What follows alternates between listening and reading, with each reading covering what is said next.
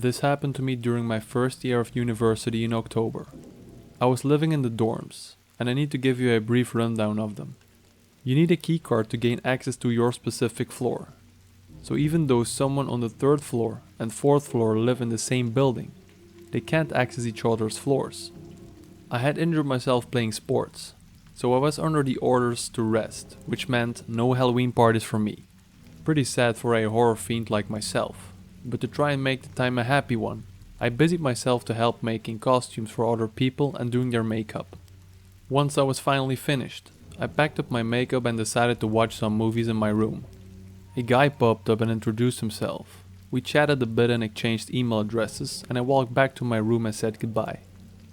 The first warning sign was that he walked into my room behind me, despite me saying I was going to walk into my room. I felt really awkward and tried to say in a roundabout way that he needed to leave. But he wasn't getting the hint. I finally had to say, "You need to leave my room, now."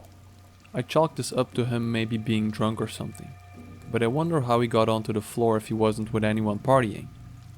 Before I went to bed that night, I checked my mail and there were 5 from him. The first being, "Hey, I'm so glad we're friends," and the rest asking why I wasn't online. A few days later, I got a knock on my door when I was studying, and it was him. I explained that I was studying and needed privacy. He tried to walk into my room again, but I braced my arm on the frame and said firmly that I needed to study. The next day he was at my door again, and the next. I began pretending that I was not home. Another day there was a knock at my door, and when I checked the peephole, there was no one there, and I assumed the postman had come. I opened the door, and lo and behold, it was the creepy guy. He had begun hiding from the people so I would be more likely to answer the door. I told my roommate never to open the door if he was there, and I told people living on my floor that this guy was beginning to creep me out. So if he wanted to get on the floor, whatever sob story he gave them, don't let him in. A few days after that, I was on the bus coming home and I got a text from someone who lived on my floor, telling me not to come home because the creep was on my floor and he was sitting right in front of my door, just waiting. I went to a friend's house and spent the night, and when I got home, I was told he waited for 4 hours before leaving. At this point, I was getting freaked out.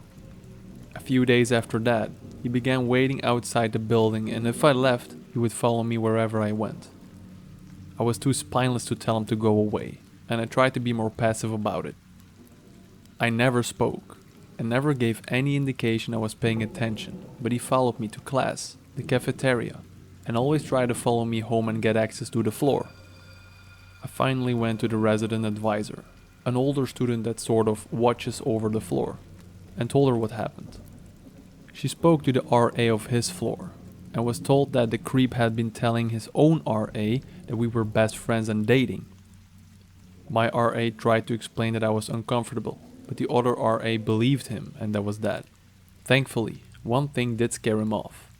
He would never approach me if I was with a whole group of people, so my floor mates banded together. If I went to dinner, I went with my floor, and if I wanted a drink or seconds, someone had to come with me. Walking to class and even waiting for the bus was done in a group. He got onto my floor once when someone else was coming home and he forced his foot in the door to let himself in. I was hidden in another room, and when he left my door to go and sit in the TV lounge waiting for me, I went downstairs and ran around to the other side of the building and got into my room before he noticed me. Then the phone calls began. I never gave him my number, but he somehow obtained my mobile and my room phone. At first it would be 1 or 2 phone calls a day, until I told him I wanted him to leave me alone. Then the calls began coming in every hour, with him begging and pleading for me to talk to him. Without caller ID, I needed to answer the phone because of school and my part-time job. At this point it was November, and I was a wreck. I was tired of having to plan out doing simple things like going for food or walking to a bus stop. Stress wasn't helping me recover from my injury, and I was losing weight, and I just looked sickly. I went back to the resident advisor and begged her to help me. She went to the head of the dorms and explained everything that happened. I explained how far this had gone, and my roommate told them that he had followed her a few times, demanding that she tell him where I was. I felt awful. She never told me this because she was afraid of upsetting me further, and I felt like I was an asshole for putting her through this garbage. I don't know what went on behind closed doors. From what I guess, he was told to leave me alone, and any further contact would result in him being kicked out of the dorms. There was one email where he went insane on me, telling me how awful I was. How could I do this to him? We were so happy together. Surely I was cheating on him with other men. After that, nothing. At first, when I'd see him around campus, I would run to the women's toilet to hide. I'd see him around town or on campus, and he'd always just stare at me. Never tried to approach me, never tried to get my attention, just staring.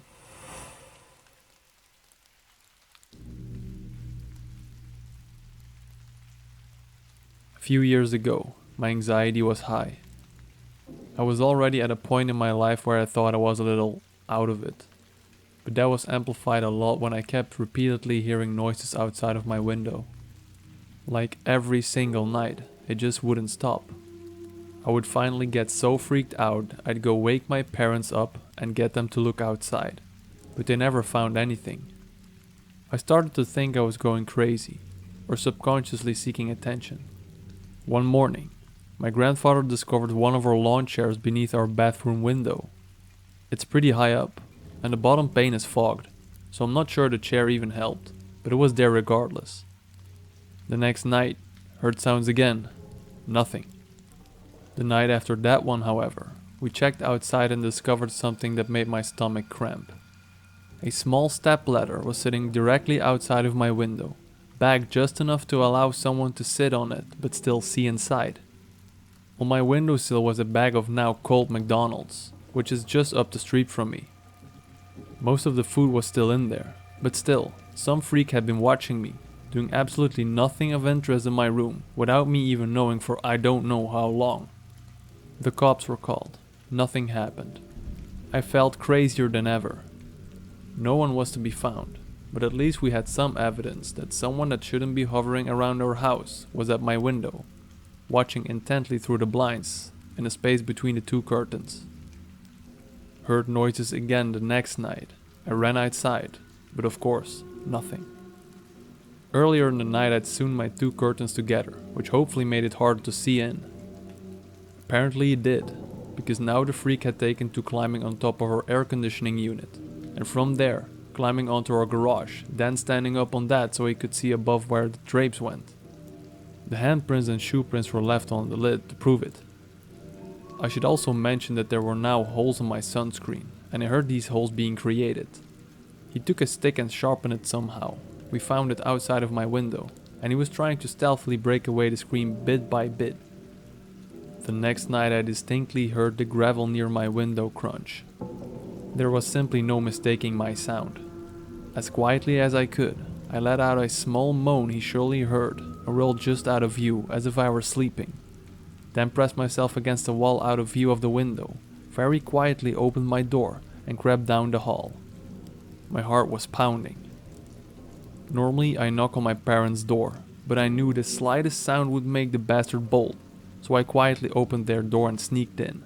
I informed them that there was, without a single doubt, someone outside of my window right now. They didn't mind my intrusion and got up. We got dressed, formulated a plan and crept to the back door. I ran to the bathroom to stand on the edge of our tub and peek out the window just as the back door was thrown open by my parents, who ran outside like morons. And sure enough, they saw him. They started screaming as the man leaped off of the Herbie and bolted down our driveway, which was the one I was looking at. Completely drenched in emotion, they screamed all sorts of horrible things at the top of their lungs. He ended up escaping across the street, hiding behind the house adjacent to us.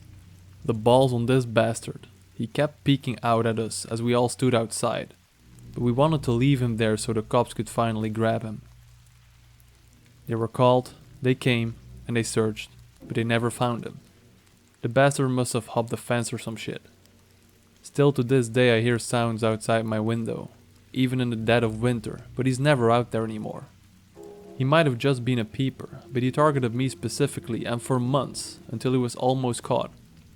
What really pisses me off is that once he lost interest in me because it was too unsafe, he moved onto a house down the street with 2 little girls. He actually managed to get in through their window, and their dad caught him just standing in the middle of the room, watching them sleep. But to this day the bastard hasn't been caught yet. All I know is that it could have been worse, but it messed me up. I trust the men in my neighborhood even less now. The men around here stare very blatantly. All these years later I still hear stuff outside of my window and freak out.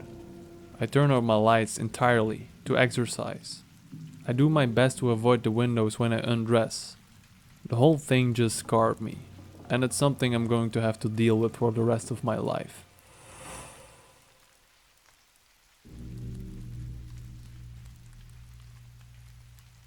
About a month after I joined Quora, I had an issue with a stalker.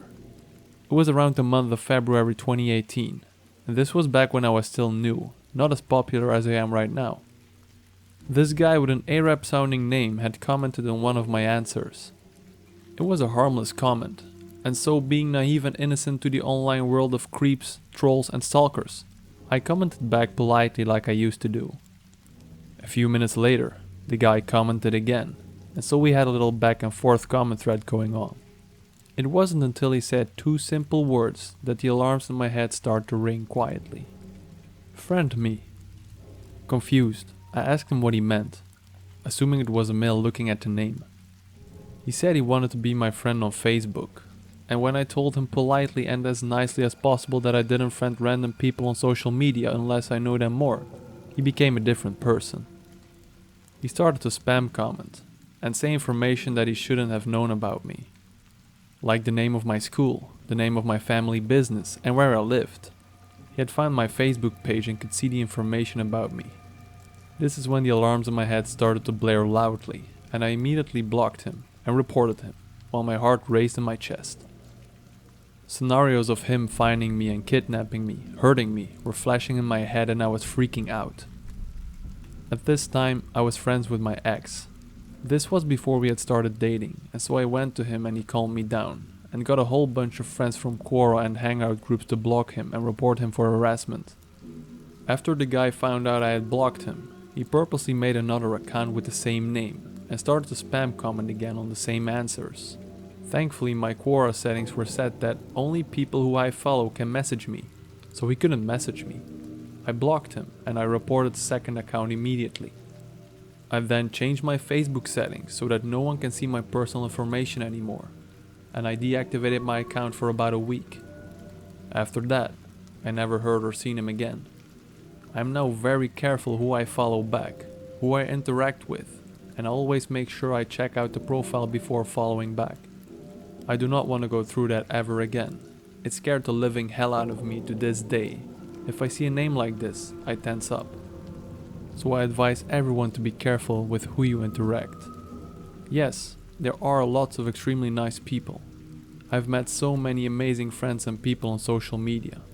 But there are always trolls and even stalkers who want to scare you, mess with you, or even hurt you.